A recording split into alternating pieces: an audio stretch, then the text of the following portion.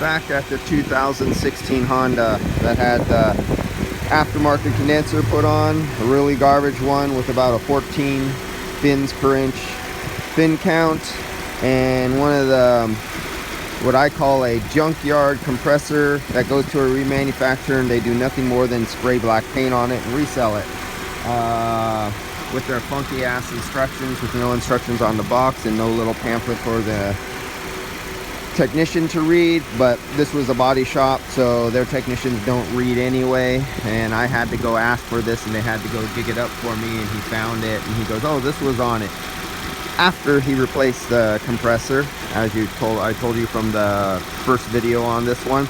But I just wanted to go over this. It is now full, it's running, it's operating, and this is the high side pressure, 67 psi, and this is normal for today's ambient conditions.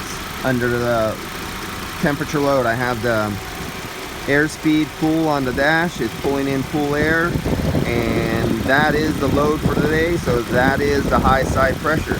So if you're trying to guess by filling these up with the little jerk off cans in a little hose and that little green gauge, you're going to get some really screwed up numbers. That's all for today. This guy's just going to have to go and live, even though they reused the O-rings on the condenser fittings and they reused the O-rings on the compressor. And we'll see in the future if and when this one comes back. See you guys.